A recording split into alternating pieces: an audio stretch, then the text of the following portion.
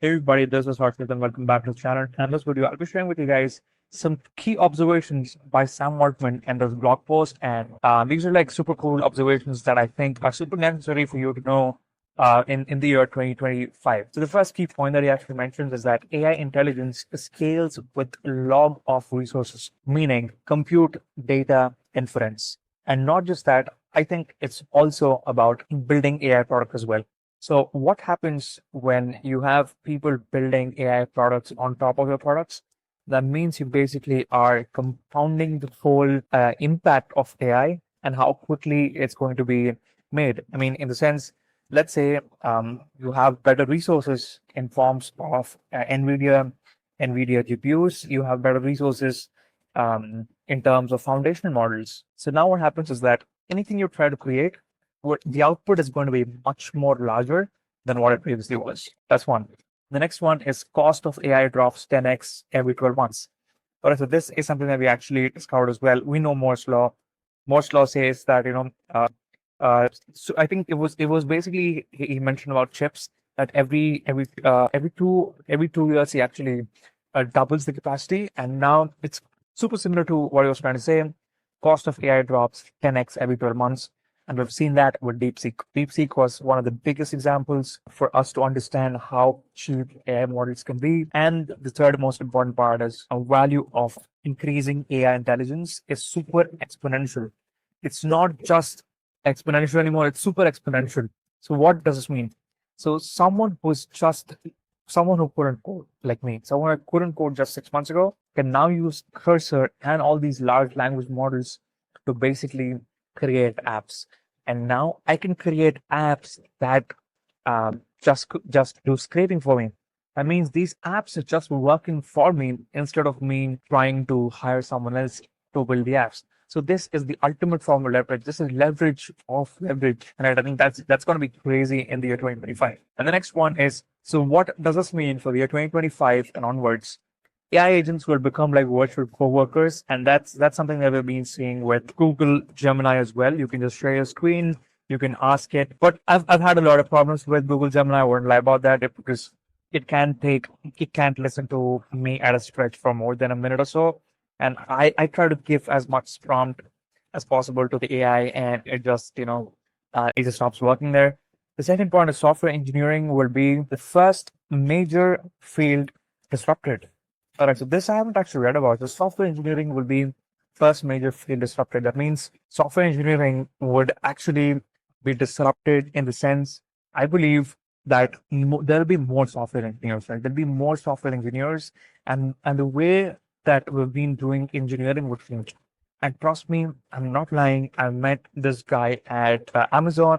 I met this guy at Google, and I was having a conversation with them at a coffee table. I was like, "Hey, do you use Cursor? What internal AI tools that you guys use?" And they're like, "No, we just use VS Code." Are you serious? You being a software engineer, you literally using like a horse. You're basically using horse at the time of supercars or hypercars. That's exactly how it looked like, right? And the next one is impact will be uneven across industries. All right, so this I'm actually not sure of what he actually means by it. Does he mean uneven in terms of a small cohort of people having a large amount of control or large amount of leverage? So I'm not really sure, but my prediction would kind of be something across similar.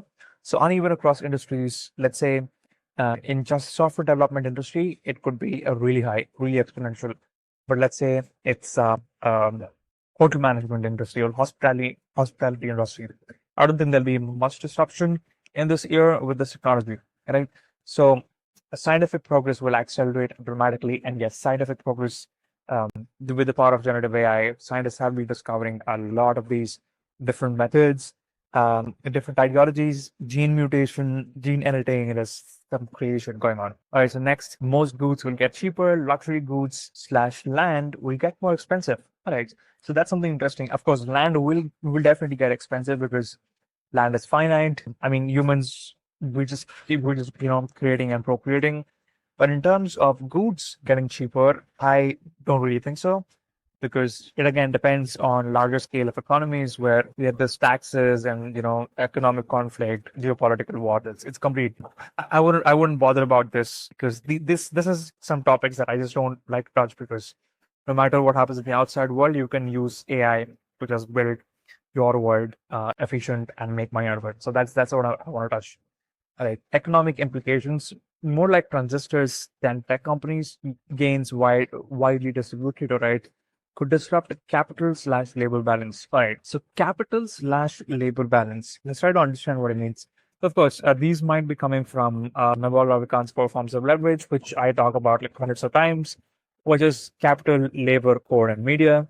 So here it talks about capital and labor. That means could disrupt capital labor balance. All right, so what I think it means is, let's say if I build an AI agent that builds AI agents that just scrapes and then just keeps building, keeps writing newsletters. That means I don't need capital to hire people. I don't need people for me to write all these newsletters.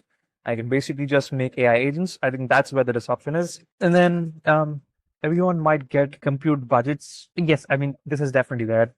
We've been getting AWS credits since a long time. Cost of intelligence will keep dropping dramatically. Yes, I think everyone will be having a supercomputer in their hand, in their pocket. Everyone will be having access to it.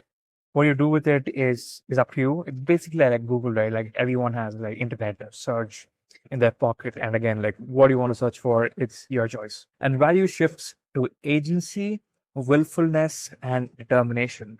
All right. So what this means is, as someone who's truly determined to solve a specific problem, I think that's where people would head to, and that's where people would love to place their bets on.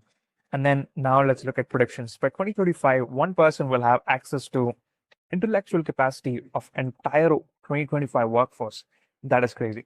That means, you know what, let's just search what is 2025, what is total workforce in 2025. So that means in 2025, there were estimated to be approximately 3.6 billion employed people worldwide. So that is crazy. By 2035, someone would be having the intellectual workforce capacity of 3.6 billion people. That is going to be crazy. All right, so daily life won't change much short term, but long term will change massively. I think we can all predict this. Robots coming, robots delivering stuff. I mean, in Dubai, we can see super cool stuff how that's happening, and I'm pretty sure robots will be bots and drones will be delivering, packages, and it's going to be more common. It's definitely just going to be like, okay, you just accept it, super common, and individual impact potential increases rather than decreases. That means one person unicorns, one person with the leverage, with the knowledge can go ahead and build one person unicorn. That means a single person just with AI agents can be worth $1 billion. You can build value as much as a $1 billion company. And now new forms of work will emerge very differently from today's jobs. And I'm pretty sure, right? I mean, one thing that I can definitely say is these data annotation jobs would be there. That would be the low skilled jobs. Everyone is trying to do delivery work, Uber Eats. Maybe they'll just go into data annotation. That's going to be the delivery jobs, or the fast food wage jobs in the coming years. But other than that, I mean, if you actually think of it, it'd be like, someone creating AI agents, and yeah, someone who could create AI agents could become a job. Someone who could talk to AI agents could become a job. I mean, it's going to be crazy, man. There is limitless potential. So you can, just keep your imaginations wild. And next, new forms, AI will be integrated into everything. Smart becomes the default. That is correct. Any company that used to be called, hey, we are on www. I mean, we're a .com company. Now it's just a default. Every company is a .com company. Every company is a tech company. Right. So what are the key risks? You need to balance safety with individual empowerment. I mean, this is something that we're seeing with Elon Musk. Elon has a lot of control, a lot of power, and with his access to Twitter as well. This is one of the biggest social media platforms. He's got a big voice, and yeah, that's something that we have to see. But who cares, man? I honestly think you just you build a nice life for yourself. Settle like in Dubai, like me, and just create videos, have some good time, and try to work on impact.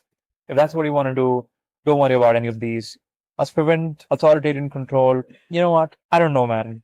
Who's gonna do this? Who's gonna prevent the authoritarian control over AI surveillance? I mean, we're flawed creatures as human beings, so it's again a lot of game theory, a lot of business dilemma that's going to happen, but there's nothing we can do about it. Benefits need to be broadly distributed. Yes, this is something I think would be important because there'll be some countries, larger data centers, some countries with no data centers centers at all, and there would be countries who might have to borrow compute from other countries. So compute could become the next biggest currency, right?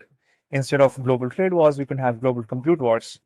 Yeah, capital labor balance could get messed up. I'm excited for this. I'm happy for it to get messed up because if you are someone who's consuming this content, man, you don't you and trust me, you do not have to worry about not having a job in the age of AI because we literally are on top of this. Trust me, if you are watching this channel, most people really don't understand AI.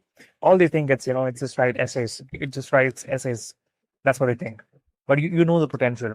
That's the last quote from the blog post.